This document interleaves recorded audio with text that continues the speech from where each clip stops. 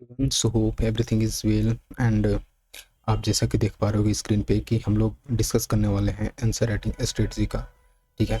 और मैं अपना एक्सपीरियंस बताऊंगा जो अभी रिसेंट में एफआरओ का हुआ था उसमें कैसे अभी जो है चेंजेस लाए हैं। ठीक है। और हो सकता है कि जेपीएससी यही चीज़ फॉलो करे इस सीएससी में भी। ठीक है। सो देखो बात क्या है, और एक चीज़ बैकग्राउंड नॉइज़ को थोड़ा अवॉइड करना। और चलो हम लोग देखते हैं, जैसे अगर आपका अभी मैच कर लिए होगे कि प्रीलिम्स हो रहा है आपका कि नहीं। ठीक है। और इसका एक थ्रेशोल्ड आप ऐसे रख लो कि अगर आपका 130 प्लस आ रहा है, 130 प्लस, तो आप सेफ स्कोर पे हो। बोलने के लिए लोग यहाँ पे बोलेंगे कि 140, किसी किसी से तो सुनोगे कि 150 भी बोल रहा है, तो ये ऐसे मतलब सिल्ली बातें होती हैं।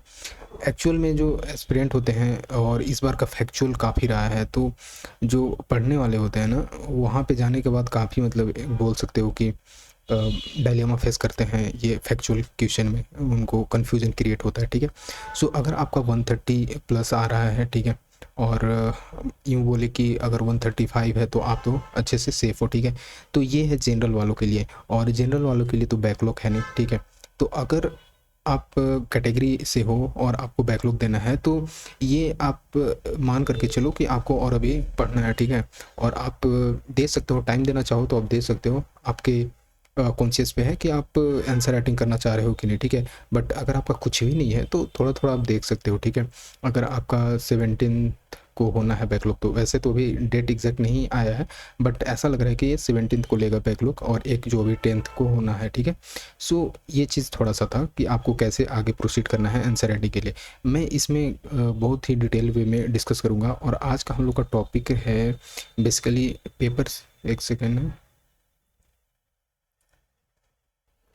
पेपर 6 को लेकर के। ठीक है। पेपर 6 जो होता है ना, ये साइंस वाला पोर्शन है, और इसमें बच्चे जो होते हैं ना, काफ़ी कन्फ्यूज़न क्रिएट होता है, और उनको थोड़ा सा ना ये पता नहीं चल पाता है कि कैसे इसको आंसर राइटिंग करना है। ठीक है। और ये जो पेपर 6 है, आपको जैसे अगर आप साइंस बैकग्राउंड से नहीं भी हैं तो ऑब्वियस है कि उतना तो आपको एक्सपर्ट होना नहीं है इसमें। आपको जनरल एक नॉलेज ओवरव्यू होना चाहिए पता, ताकि आप वहाँ पे आंसर लिख सको। देखो मैं थोड़ा सा आपको बता दूँ, एक सेकेंड, कि जो जेपीएससी है वो अपने जो सिविल सर्विस का एग्ज़ाम होता है उसमें क्या है कि लिमिट नहीं देता है कि आपको इतना आंसर लिखना है। बट एफआरओ में क्या किया था कि वो एक क्वेश्चन लिखता है यहाँ पे, एंड 3 पेज देता, ये 10 मार्कर के लिए। ठीक है। और फिर 15 मार्कर के लिए आपको आपको देता हूँ वहाँ पे 6 पेजेस देते थे। ठीक है। इस तरह से मतलब ये 3 पेज देता तो आपको 6 दोनों साइड मिला करके 6 पेज में ऐसे लिखना था। ठीक है।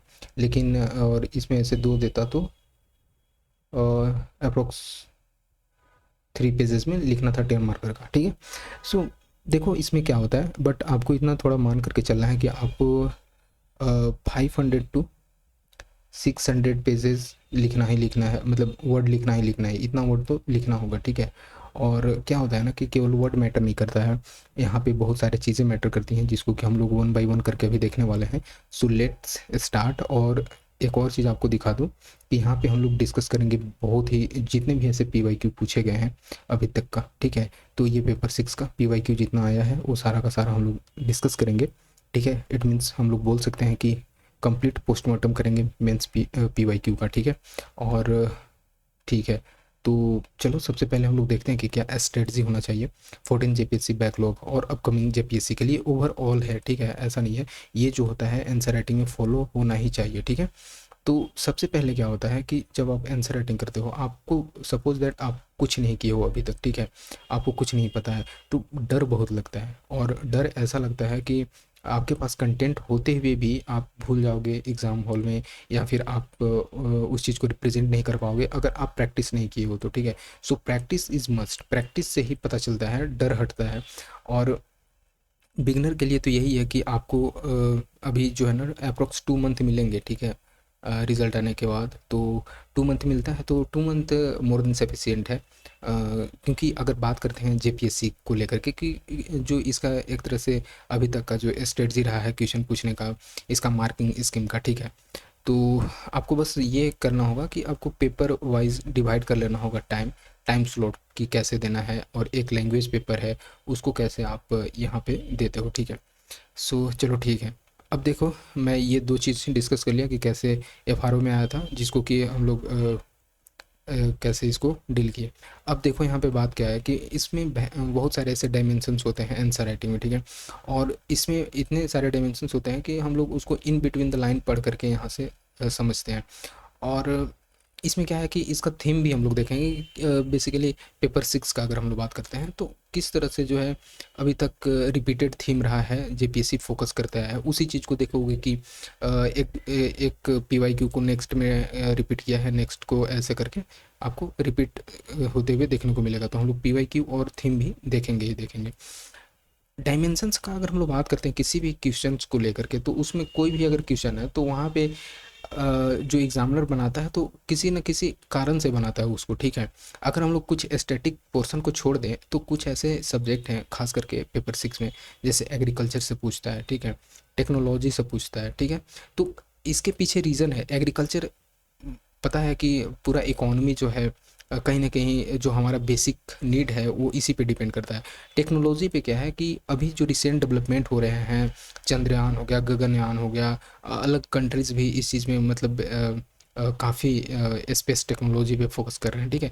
तो ये टेक्नोलॉजी भी ना, ये मेनली अगर हम लोग थोड़ा-सा बात करते हैं तो करंट ओरिएंटेड थोड़ा-सा हो जाता है, ठीक है, कि करंट में क्या डेवलपमेंट देखने को मिला है, कौन कंट्री क्या लॉन्च किया है उस चीज़ पे, ठीक है। तो ये भी यहाँ पे रिपीट करता है कहीं ना कहीं, ठीक है। तो यहाँ पे देखो, तो हम मैं क्या बता रहा था कि किसी ना कोई भी अगर क्वेश्चन होता है तो उसके पीछे रीज़न होता है कि ये क्यों है। और क्वेश्चन से और भी हम लोग अच्छे से समझेंगे, बट यहाँ पे थोड़ा सा ऐसे समझ लो कि ये क्यों है, ठीक है, और ये इसमें और क्या हम लोग कर सकते हैं, ठीक है। तो वाट से तो और भी बहुत सारे डायमेंशंस आएंगे। और इस चीज़ को जैसे सपोज दैट कि कोई एग्रीकल्चर में प्रॉब्लम चल रहा है, ठीक है, एग्रीकल्चर का प्रोडक्टिविटी डाउन हो रहा है, तो क्यों हो रहा है, ठीक है, समझ रहे हो क्यों हो रहा है और क्या इसके पीछे रीज़न है, ठीक है। और अगर जो प्रॉब्लम हो रहा है तो उसको कैसे कैसे उसको इम्प्रूव किया जाएगा, ठीक है। और इसमें बहुत सारे स्टेक होल्डर होते हैं कि यहाँ पे फार्मर का क्या प्रॉब्लम है, जो मार्जिनल फार्मर झारखंड में आपको पता होना चाहिए कि सबसे ज़्यादा है, ठीक है। और स्टेक होल्डर में आ जाएंगे फिर जो सप्लाई चेन होता है कि ठीक है, फार्मर तो प्रोड्यूस कर ले रहे हैं लेकिन वो मार्केट में पहुंच पा रहा है कि नहीं, मार्केट में पहुंच पा रहा है तो ठीक है, लेकिन उसके पीछे जो मिडिल मैन है और उस चीज़ को कैसे कम किया जाए, जो कि फार्मर के जो हक है, जो फार्मर का जो शेयर है उसको इन लोग बेसिकली कंज्यूम कर ले रहे हैं। तो बहुत सारी चीज़ों को हम लोग को यहाँ पे देखना होता है। आप एक क्वेश्चन जो देखोगे ना वन लाइनर, तो आपको नहीं लगेगा कि मैं इतना लिख पाऊंगा 600-700 वर्ड में, ठीक है। लेकिन अगर उस क्वेश्चन को ब्रेक करोगे पार्ट वाइज तो वहाँ से आपको पता चल जाएगा कि अच्छा लिखना क्या है।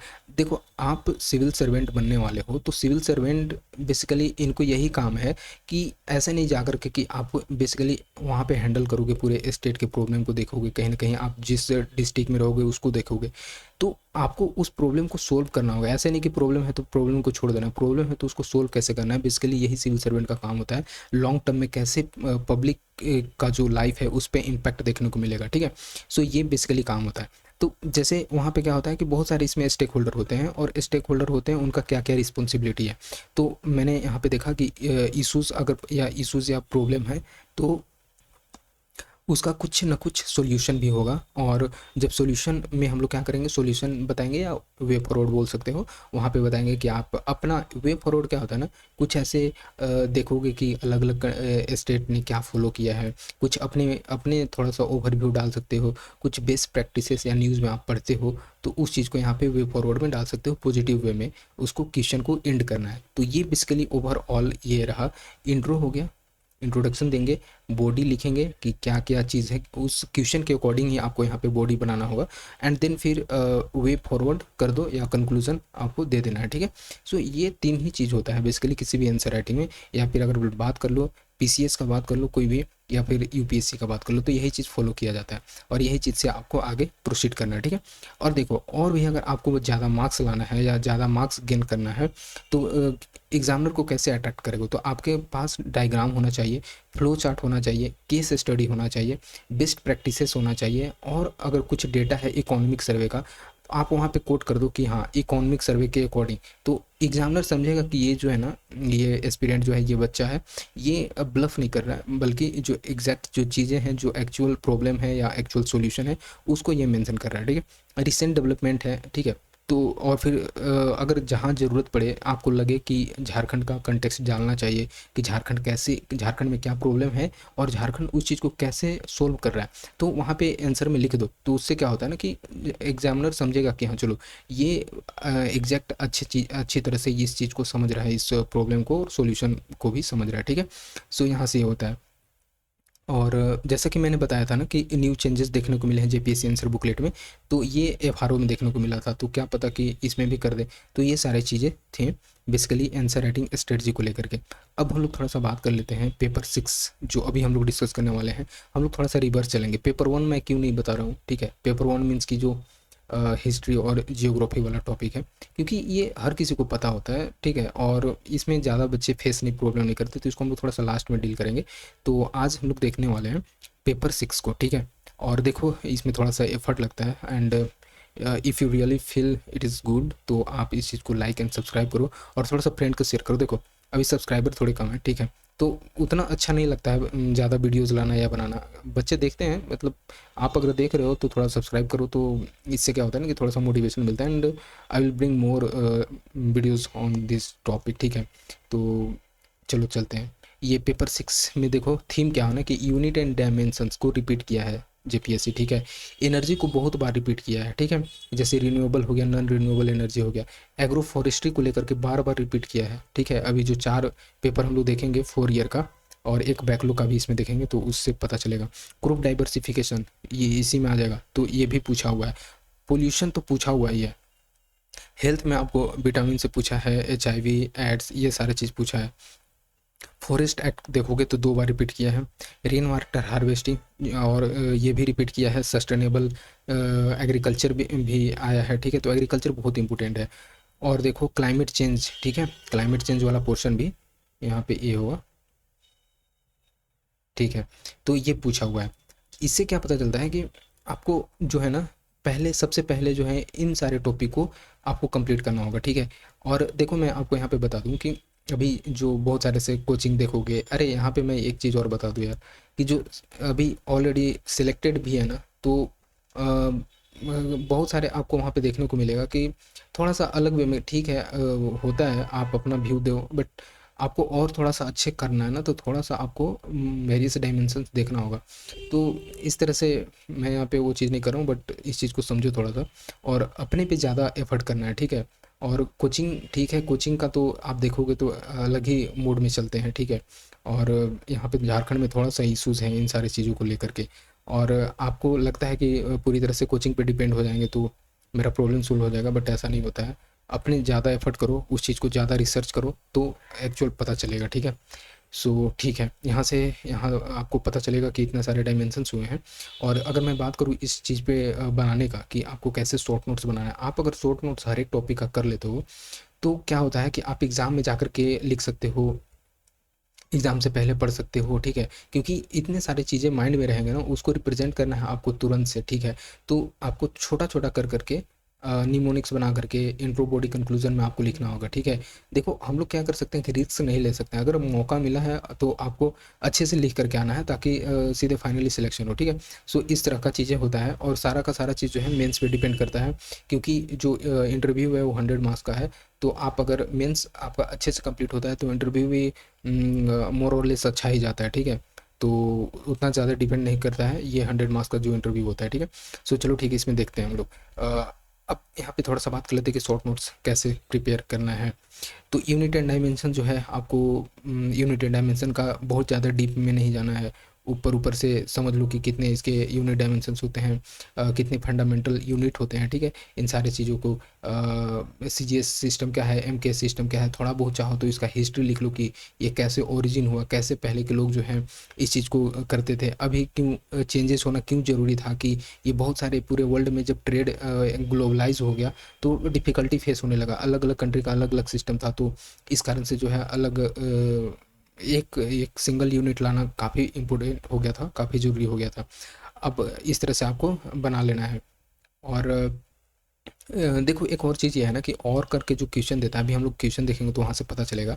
तो एक टफ क्वेश्चन बनाता है और एक थोड़ा सा इजी रहता है, तो आप इजी वाला को थोड़ा सा करो ताकि इजी वाला में थोड़ा और ज़्यादा लिख सको। यूनिट एंड डायमेंशन में आप कितना लिख पाओगे, ज़्यादा से ज़्यादा। ठीक है, तो इस चीज़ को थोड़ा वहाँ पे एग्जाम में ध्यान देना है। देखो एनर्जी, एनर्जी पे जो है ना, एनर्जी पे आपको बहुत सारा चीज़ें मिल जाएगा। ठीक है, एक तो एनर्जी क्राइसिस देखने को मिला, ठीक है अभी। और जैसे अभी का जो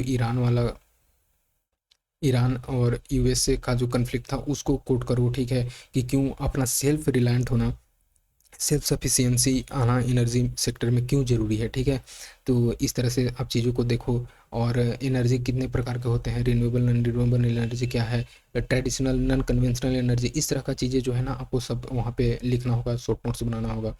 बहुत जल्दी कितना मतलब कैसे इंडिया का क्या टारगेट रहा है। ठीक है, किस तरह से ग्लोबल वार्मिंग हो रहा है एनर्जी के कारण ही, क्योंकि अभी अभी भी जो है हम लोग रिन्यूएबल एनर्जी पे नहीं जा रहे हैं। ठीक है, सो इन सारी चीज़ों को यहाँ पे लिखना है। एग्रो फॉरेस्ट्री का भी बहुत सारा चीज़ रोल प्ले है।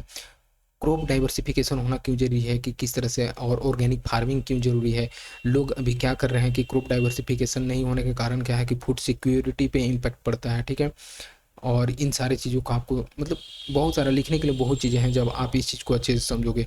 पोल्यूशन पे लिखो, फिर ये भी लिख सकते हो कि रिसेंट डेटा के अकॉर्डिंग आप वहाँ पे कोट कर दो कि सबसे ज़्यादा पोल्यूटेड सिटी इंडिया में कौन सा है, झारखंड में कौन सा है, क्यों है इस पोल्यूशन क्यों हो रहा है, इसको कैसे टैकल किया जाएगा। ठीक है, तो ये सारा चीज़ जो है ना ऐसे लिखना है। तो चलो ठीक है, इतना काफ़ी हम लोग बहुत ज़्यादा डिटेल इस चीज़ में डिस्कस कर लिया, और यही मेन इंपॉर्टेंट था। क्योंकि आपके पास डेटा रहेगा बट आपको लिखना कैसे है, क्या क्या चीज़ ऐड करना है, यहाँ पे मैटर करता है। अब हम लोग थोड़ा सा देख लेते हैं, एक एक चीज़ को देखते हैं। ठीक है, मेंस का PYQ को। So let me start. देखो ये क्या है, ये 23 का पेपर है अभी जो रिसेंट हुआ था। और इसमें क्या होता है ना कि 20 जो क्वेश्चन है, ठीक है 20 क्वेश्चन, ये 2 मार्क्स का होता है। इट मीन्स कि 40 मार्क्स का हो गया आपका ये MCQ वाला पोर्शन। ठीक है, तो ये भी ध्यान रखना है कि MCQ पे भी ज़्यादा फोकस करना है, आपको अच्छे से पढ़ना होगा तभी MCQ अच्छे से सोल्व कर पाओगे। और एक चीज़ ये है ना कि इतना ज़्यादा टफ होता नहीं है। ठीक है, MCQ वाला जो पोर्शन है, और दो चार नहीं भी बने, दो चार रॉन्ग हो जाए तो क्या करोगे। ऐसा थोड़ी है कि ये चीज़ इसके लिए काफ़ी एफर्ट करेंगे तो होता है ऐसा। ठीक है, बट आपको नहीं भी तो 16 क्वेश्चन तो आपको सॉल्व करना ही है करेक्ट वे में। ठीक है, और हो जाएगा इतना। तो यहाँ पे 40 है, टोटल कितना है 200 मार्क्स का, तो इसमें 40 माइनस करोगे आपको हो जाएगा 160। तो व्हाट हैपन, ठीक है 160 जो है ना, ये 160 आपका थ्योरी पोर्शन का है। और 160 में क्या है कि 32 मार्क्स का आपको देखने को मिलेगा। ठीक है, और 32 तो यहाँ पे आप 5 क्वेश्चन को आपको बनाना होगा।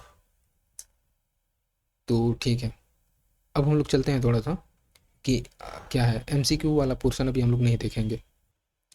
तो ये देखो, ये क्वेश्चन पूछा है 2023 का, what are infrasonic ultrasonic sound and, यहाँ पे आगे देखो ये एक पार्ट हो गया। ठीक है, एक पार्ट हो गया ultrasonic infrasonic sound. Name the source of infrasonic sound in nature. ठीक है, फिर describe the characteristic and application of ultrasonic sound, ये थोड़ा सा हो गया ये अल्ट्रासोनिक साउंड। तो देख रहे हो यहाँ पे एक क्वेश्चन हो गया, 2 क्वेश्चन हो गया, 3 क्वेश्चन हो गया। अब आपको क्या करना है कि 200 मार्क्स भी लिखोगे ना, मतलब 200 वर्ड, तो आपको 600 वर्ड आराम से हो जाएगा। ठीक है, एक पे ये पूरे एक क्वेश्चन का, और इतना ही चाहिए। ठीक है, सो इंफ्रासोनिक साउंड आपको पता ही है, बैट।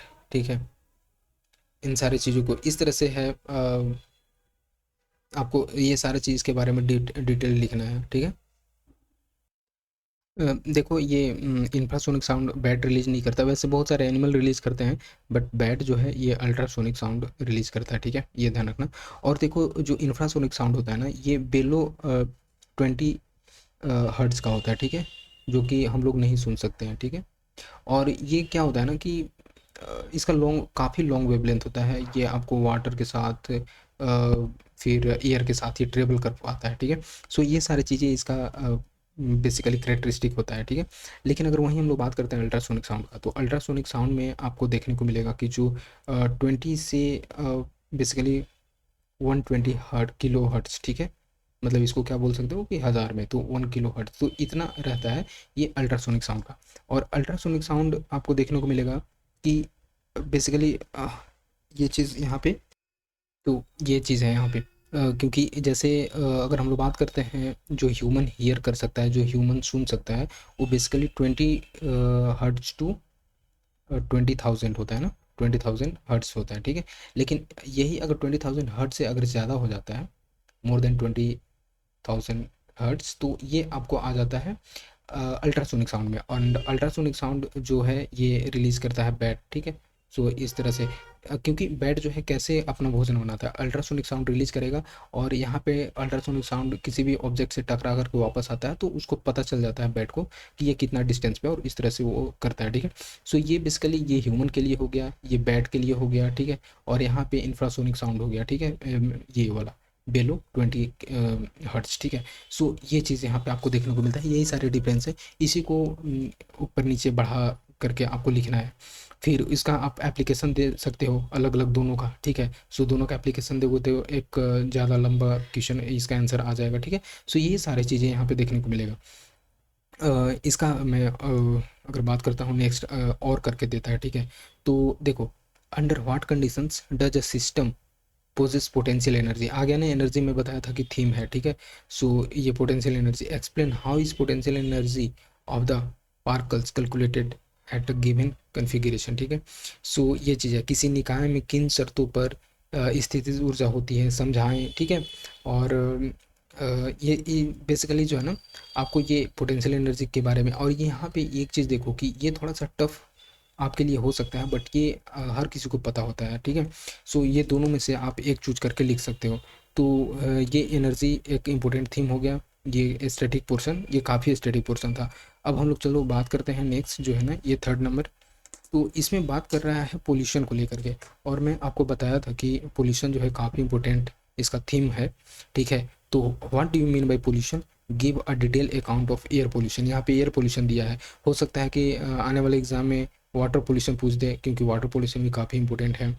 साउंड पोल्यूशन भी एक मेजर इशू है। तो देखो यहाँ पे एयर पोल्यूशन तो पूछा, आप चाहो तो वाटर पोल्यूशन, साउंड पोल्यूशन भी थोड़ा थोड़ा आप लिख सकते हो कि किस तरह से है, लेकिन मेजर बात किया गया है एयर पोल्यूशन का। और एयर पोल्यूशन के लिए आपके पास बहुत सारा ऐसे कंटेंट है, ठीक है। आप WHO का गाइडलाइन दे सकते हो, ठीक है, कि कितने आपको पता होना चाहिए कि 8 ऐसे पोल्यूटेंट है जो कि मेज़र करता है, ठीक है, कि कितना पोल्यूशन है। और इंडिया में अलग ही है, ठीक है, नेशनल एयर क्वालिटी, ठीक है, इंडेक्स ऐसे जो रिलीज करता है। तो ये सारा चीज़ को यहाँ पे आपको कोट करना होगा, ठीक है। पोल्यूशन क्या है, कौन से ऐसे सिटी जो है जो ज़्यादा हुआ है, अभी किसको पोल्यूशन तो पूछा है, बट क्लीन कौन है ये भी आप लिख सकते हो यहाँ पे, कि कौन सा ऐसा क्लीन है, इसको कैसे और क्लीन किया जाए। तो ये सारा चीज़ आपको मेंशन करना होगा।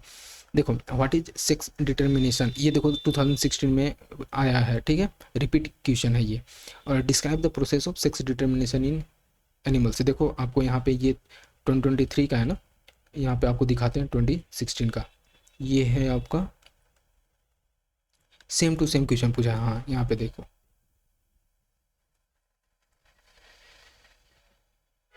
ये रहा, सेकेंड, ये देखो, six, what do you understand by sex linked inheritance, illustrate the suitable example. तो इस तरह से एक और चीज़ देखो किस तरह से, यही अभी हम लोग देखे थे ना, infrasonic ultrasonic sound, name source of infrasonic sound in nature, exact एकदम कॉपी पेस्ट किया हुआ था, ठीक है। तो ये चीज़ यहाँ पे आपको देखने को मिलेगा। नेक्स्ट हम लोग देखते हैं, what do you mean by crop diversification, मैंने बताया था कि क्रॉप डाइवर्सिफिकेशन पे पूछ रहा है, ठीक है। And explain the importance for crop production and productivity. तो इस तरह से जो होता है ना, कि क्रॉप डाइवर्सिफिकेशन होगा तो क्रॉप्स का प्रोडक्शन होगा, प्रोडक्टिविटी इंप्रूव होगा, इससे फूड सिक्योरिटी इम्प्रूव होगा, ठीक है। सो ये सारा चीज़ जो होता है ना, क्रॉप डाइवर्सिफिकेशन का है। कैसे क्रॉप डाइवर्सिफिकेशन हम लोग कर सकते हैं, कितने टाइप के अलग अलग टाइप के जो हम लोग क्रॉप प्लांटेशन जो होता है, ठीक है, फार्मिंग जो हम लोग करते हैं, ठीक है। अभी किस तरह से जो है जो है कि एक्वापोनिक्स, ठीक है, एक्वापोनिक्स हम लोग कर रहे हैं, ठीक है। इसमें क्या होता है कि पानी के थ्रू ही केवल हम लोग, वाटर के थ्रू ही केवल हम लोग ग्रो करते हैं। यहाँ पे सॉइल का ज़रूरत नहीं पड़ता है। यहाँ पे हम लोग क्या करते हैं कि जो न्यूट्रिशन होता है, जो रिक्वायर्ड न्यूट्रिशन होता है प्लांट के लिए, हम लोग पानी के थ्रू ही पाइप के हेल्प से ये रेगुलर इसमें करते हैं, ठीक है। तो इस तरह से यहाँ पे देखने को मिलता है। तो ये सारा चीज़ जो है ना आप यहाँ पे मेंशन कर सकते हो, ठीक है। नेक्स्ट है कि what do you mean by agro forestry. देख लो ये दोनों जो है ना एग्रीकल्चर से रिलेटेड पूछा है। सो एग्रो फॉरेस्ट्री का मतलब आप क्या समझे, किस तरह से एग्रीकल्चर के साथ साथ आप फॉरेस्ट कर रहे हो, ठीक है, फॉरेस्ट का डेवलपमेंट कर रहे हो और इसका जो प्रोड्यूस हो रहा है आप मार्केट में बेच रहे हो, इससे आपका इकोनॉमी बूस्ट हो रहा है, ठीक है। सो ये सारा चीज़ आपको यहाँ पे देखने को मिलता है। जैसे आप देखे होंगे फॉर एग्जांपल, अगर ये एक पार्ट ऑफ लैंड है, आपका खेत है, तो जैसे इस तरह से आप अगर डिवाइड किए हो तो यहाँ पे आप प्लांट लगा दिए हो, ठीक है, इस तरह से। और बीच में आप यहाँ पे पैडी है, आपका धान है, गेहूँ है, ठीक है, टाइम टू टाइम सीजनली आप ये ग्रो कर रहे हो। और इसका जो पेड़ है, इसका आप टिम्बर आने वाले टाइम में, जो अगर शॉर्ट प्लांट है तो आप टिम्बर इसका यूज कर सकते हो। आप इसका जो फल है, फॉर एग्जांपल मैंगो ट्री है, तो आप मैंगो इस चीज़ को कर सकते हो। तो इस तरह से जो होता है ना एग्रो फॉरेस्ट्री आप यहाँ पे कर सकते हो। Describe the importance of agro forestry, बता दिया ना कि क्या इसका इंपोर्टेंस है, क्या महत्व है एग्रो फॉरेस्ट्री का, ठीक है, और इसका मैनेजमेंट कैसे करेंगे, ठीक है। सो इस तरह से एग्रो फॉरेस्ट्री का इम्पोर्टेंस यही है कि एग्रीकल्चर के साथ साथ फॉरेस्ट प्रोड्यूस कर सकते हैं। इससे इकोसिस्टम पे, इकोलॉजी पे भी इम्पैक्ट देखने को मिलता है, मतलब गुड इम्पैक्ट यहाँ पे आता है, ठीक है। सो ये सारा चीज़ यहाँ पे आप समझ सकते हो। अब चलो नेक्स्ट जो है 5th नंबर क्वेश्चन, ये भी 2016 में रिपीट किया था। What is global energy crisis. देखो एनर्जी क्राइसिस अभी दो एक ही सेम पेज में एनर्जी पे पूछ लिया, ठीक है। एनर्जी क्राइसिस क्या है, सो ग्लोबल, और यहाँ पे बेस्ट बताओ, ये 23 का है। और अगर अभी पूछ ले 2020, बेसिकली अभी जो आप देने जाओगे 5-6 में बोल सकते हो। सो ग्लोबल एनर्जी क्राइसिस में अभी जो मैंने बताया था ना ईरान और यूएसए का, तो इसको एग्जांपल देना ना भूलो, ठीक है, ठीक है। और ये इसी तरह से कि इसका इम्पैक्ट कैसे इंडिया पे भी पड़ा था, ठीक है। सो ये सारा चीज़ जो है ना इंडिया एनर्जी क्राइसिस होता है, एक पे अगर इम्पैक्ट होता है तो किस तरह से जो प्राइस है, ठीक है, फ्यूल प्राइस जो है ये इंक्रीज़ हो जाता है। इससे क्या होता है कि जो मार्जिनल बेसिकली जो सेक्शन के लोग होते हैं, ठीक है, जैसे वीमेन हो गए, ठीक है, पुअर पीपल हो गए, ठीक है, बेसिकली बिलो पॉवर्टी लाइन वाले, जिनका कि इनकम ज़्यादा नहीं है, ठीक है। तो इन पे कैसे इम्पेक्ट पड़ता है, मैं थोड़ा सा बता दूं कि अगर एनर्जी क्राइसिस हुआ है तो वीमेन क्या करेंगे, अभी क्या हुआ है कि एक तरह से शिफ्ट कर गए हैं, ठीक है, जो गैस चूल्हा होता है, ठीक है, उस पर शिफ्ट कर गए हैं कहीं ना कहीं। इसका भी कहीं ना कहीं लूप होल्स है, बट जो शिफ्ट किए हैं, अब अगर एनर्जी क्राइसिस होता है तो ये क्या करेंगे फिर से, अब क्या है कि ट्रेडिशनल वे में जाएंगे। मीन्स कि अब यही कोयला पे, ठीक है, कोल पे हो गया, लकड़ी के थ्रू ये क्या करेंगे, अब फिर से खाना बनाएंगे और मतलब जो भी करना है, ठीक है। तो इससे क्या होगा कि इनका हेल्थ इम्पैक्ट होगा। तो ये सारा चीज़ जो है ना आप यहाँ पे मेंशन करोगे कि ये ग्लोबल एनर्जी क्राइसिस होने के कारण और भी किस किस डायमेंशंस में, अलग अलग डायमेंशंस में इम्पैक्ट देखने को मिलता है। Give a detail account of alternate source of energy. तो यही है अल्टरनेट सोर्स ऑफ एनर्जी, मतलब रिन्यूएबल एनर्जी हो गया, ठीक है। और ये 2016 में ही पूछा है, रिन्यूएबल एनर्जी सोर्स हो गया, ये सारा चीज़ कर सकते हो। सोलर एनर्जी हो गया, विंड एनर्जी हो गया, इस तरह से हमको कैसे शिफ्ट करना है। या फिर जो अभी न्यूक्लियर एनर्जी का भी यहाँ पे दे सकते हो, ठीक है। या फिर आप बैटरी में अगर बात करते हैं तो लिथियम आयन बैटरी भी है।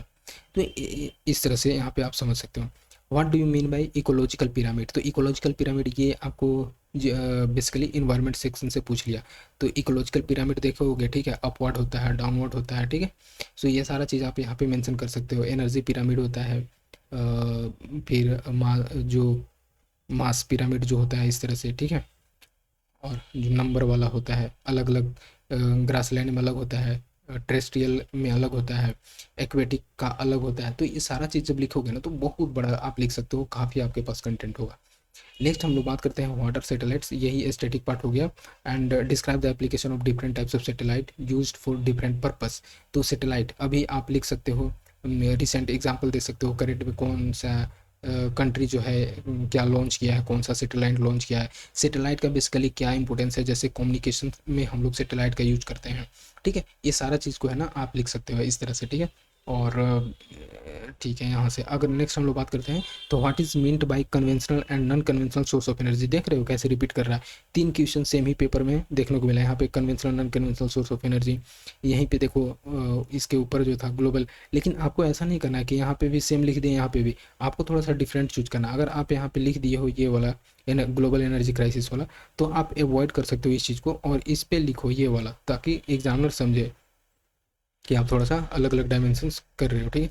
नेक्स्ट हम लोग थोड़ा सा देखते हैं सिलेबस। देखो एक सेकंड के लिए हम लोग थोड़ा सा सिलेबस देख लेते हैं कि बेसिकली ये पूछ क्या रहा है, फिर आगे हम लोग देखेंगे कि थीम पे कैसे रिपीट करता है। ठीक है। तो चलो ठीक है, हम लोग पेपर 6 का थोड़ा सा सिलेबस देख लेते हैं। इसमें क्या था, जैसे कि हम लोग देख रहे थे कि 40 मार्क्स का पूछेगा MCQ। ठीक है, 20 क्वेश्चन 2 मार्क्स का। और एक सेकेंड, यहाँ पे 5 क्वेश्चन 32 मार्क्स का, तो ये थ्योरी लिखना होगा। हाँ, यहाँ पे देखो अब हम लोग थोड़ा सा एक एक सिलेबस देखते थे।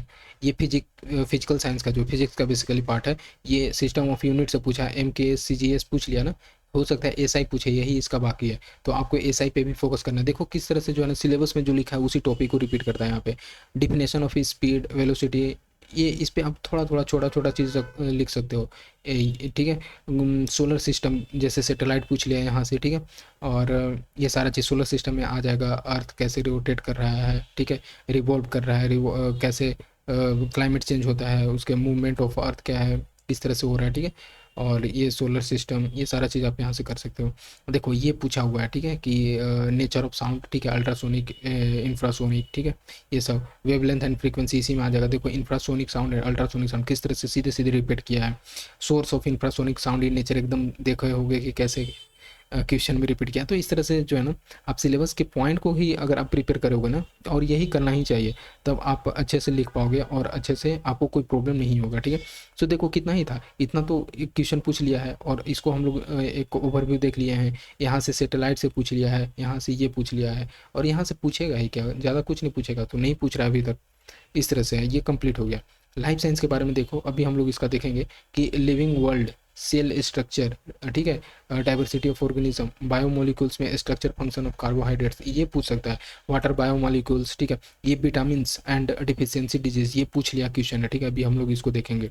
Enzyme hormones, plants, animal hormones, तो इस तरह से पूछ सकता है। तो बायोमोलिक्यूल्स को अच्छे से प्रिपेयर करना है इसका। ठीक है। Theme cell reproduction, cell cycle, mitosis, meiosis, अभी देखोगे तो एग्जैक्ट सेम चीज़ पूछा है PYQ में। ठीक है, आई थिंक 2016 या 17 के बैकलॉग में। ठीक है। ये देखो मिडेलियन इनहेरिटेंस, ठीक है, ये पूछा है। सेक्स डिटर्मिनेशन, अभी हम लोग देखे थे sex determination, sex linked inheritance, ये भी पूछा है, दोनों पूछ लिया है। ठीक है। तो यहाँ से ये PYQ पूछ लिया है। ठीक है। तो इस तरह से कैसे इंपॉर्टेंट होता है इसका बेसिकली सिलेबस पढ़ना आपको। Theory of evolution, life cycle, ठीक है, इंक्लूडिंग ह्यूमन इवोल्यूशन, तो ये आप चीज़ कर सकते हो। फिर नेक्स्ट अगर हम लोग बात करते हैं एग्रीकल्चर का, तो एग्रीकल्चर का काफ़ी पूछ रहा है। जैसे एग्रोक्लाइमेटिक जोन ऑफ झारखंड कितना है, ये पूछा भी है कि आपको ठीक है, 3 देखने को मिलता है झारखंड में, 15 आपको इंडिया में देखने को मिलता है एग्रोक्लाइमेटिक जोन। ठीक है। रेनफॉल पैटर्न झारखंड में क्या है, ठीक है, abiotic stress in each zone. ठीक है। तो ये चीज़ आपको प्रिपेयर कर लेना है। एबायोटिक क्या होता है, जिसमें कि लाइफ नहीं होता है बेसिकली। ठीक है। जैसे सॉइल हो गया, ठीक है, तो सॉइल पे क्या इम्पैक्ट हो रहा है इसका, क्लाइमेट चेंज का, तो बेसिकली यही कहने का इसका मतलब है। रेन फेड एग्रीकल्चर क्या है, ठीक है, जैसे conventional food and horticulture crops, need for diversification. यहाँ पे आपको क्या करना है कि झारखंड का जब पूछे ना, तो झारखंड गवर्नमेंट क्या क्या स्कीम लाई है, जैसे हरित ग्राम योजना, ठीक है, हरित ग्राम योजना, इसका क्या इम्पोर्टेंस है। फिर जन वन योजना, ठीक है, ठीक है। तो इस तरह से जो आई थिंक 2016 में आया था, if I am not wrong, please comment in the comment section. ठीक है। सो इस तरह से जो है यहाँ पे आया है। देखो रेन वाटर हार्वेस्टिंग का पूछा है। ठीक है। और इसका रोल क्या है एग्रीकल्चर आउटपुट को इम्प्रूव करने में झारखंड में।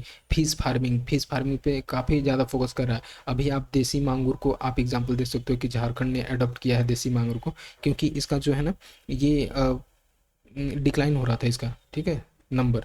तो इसको प्रोटेक्ट करने के लिए ये यहाँ पे फिश फार्मिंग है। यहाँ पे एग्रीकल्चर बेसिकली देखो फिश फार्मिंग जो है ना और मांझी में आपको देखने को मिलेगा, I think if I am not wrong. तो इस तरह से जो है ना आपको ये सब प्रिपेयर करना है। Soil fertility status of Jharkhand क्या है, एप्लीकेशन ऑफ वर्मी कंपोस्ट किस तरह से कर सकते हैं, जो वही मैंने बताया था ना कि ऑर्गेनिक फार्मिंग के लिए, तो यहाँ से ये सारे एग्जांपल डाल सकते हो कि कैसे वो सॉइल हेल्थ को इम्पैक्ट करता है। सॉइल हेल्थ कार्ड का एग्जांपल डाल सकते हो कि किस तरह से इसका बेनिफिट देखने को मिला है, कोई स्टेट में अगर ऐसा कुछ हुआ है इसका फ़ायदा तो वहाँ पे ये कर लो, ठीक है।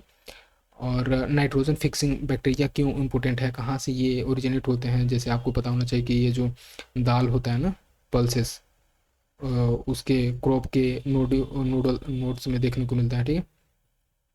एग्रो फॉरेस्ट्री पूछा है ना कंसेप्ट, वेस्टलैंड क्या है, मीन्स ऑफ रिक्लेम। और वेस्टलैंड आपको पता होना चाहिए कि झारखंड में अभी जो डेटा आया था ना फॉरेस्ट रिपोर्ट 2023 वाला, तो वहाँ से कितना वेस्टलैंड है, ठीक है। ये सारा चीज़ आप मेंशन कर सकते हो। गवर्नमेंट स्कीम मैंने बताया था ना कि फार्मर को बेनिफिट करने के लिए स्टेट गवर्नमेंट क्या कर रही है, ये सारा चीज़। इन्वायरमेंट साइंस में आप देखो तो कंसेप्ट ऑफ इकोसिस्टम पूछ लिया था ना कि इकोलॉजी क्या है, ठीक है। पिरामिड क्या है, देखो कहीं होगा इसमें भी, तो इस तरह से पूछता है। Source of functions of ecosystem, natural resource, renewable and non renewable resource, ठीक है। और इन्वायरमेंटल कंजर्वेशन, इन सिटू एक्स सिटू, ये सब। एयर पोल्यूशन ये सीधे सीधे पूछा है। वाटर एंड साउंड नहीं पूछा है तो ये पूछ सकता है, देखो सॉलिड वेस्ट मैनेजमेंट वाला भी पूछ लिया है, ठीक है। इस तरह से बायोडाइवर्सिटी में कंसेप्ट क्या है, बायोडाइवर्सिटी क्या, हॉट स्पॉट क्या होते हैं, ठीक है। बायोडाइवर्सिटी के लिए कैसे बायोडाइवर्सिटी लॉस हो रहा है, इसका थ्रेट क्या हो रहा है, तो ये सारा चीज़। ग्लोबल एनर्जी इशूज़ अभी पूछा था ना, ग्लोबल एनर्जी सॉरी ये इन्वायरमेंटल इशूज़ है, तो ये क्लाइमेट चेंजेस कैसे हो रहे हैं, ग्लोबल वार्मिंग, ओजोन लेयर कैसे डिप्लीट हो रहा है, एसिड रेन क्या होता है, डेजर्टिफिकेशन क्यों हो रहा है, इसके लिए क्या है, ठीक है। इन्वायरमेंटल लॉज हैं तो उसके प्रोटेक्शन के लिए ये सारा चीज़ आप कर सकते हो, और ये सब आपको ध्यान रख लेना है।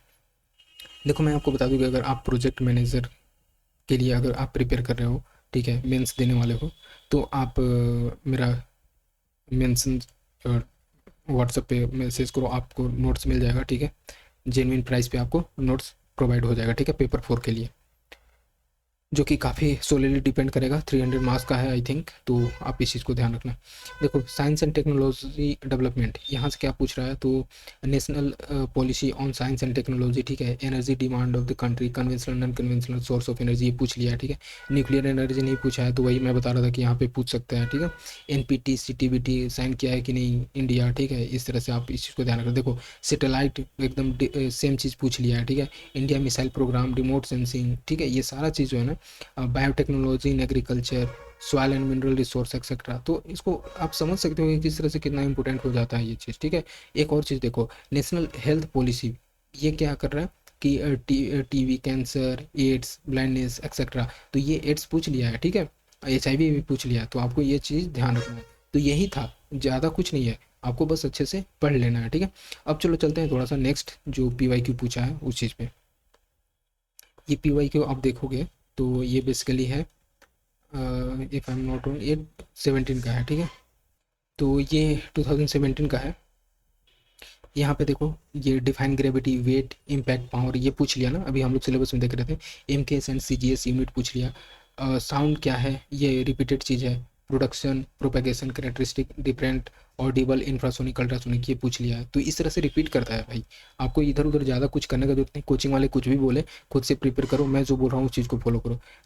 2 हार्मोन बताना है, ये सारा चीज़ मेंशन है सिलेबस में। देखो माइटोसिस एंड सेल डिवीजन मैं बता रहा था ना कि पूछा है 17 में, तो ये पूछ लिया है। देखो I will cover in the next video, because आप जैसे देख पा रहे हो एंड लाइट का इशू है, so please be with me and thank you so much. So इसको स्टॉप करते हैं यहीं पे, नेक्स्ट वीडियो में कवर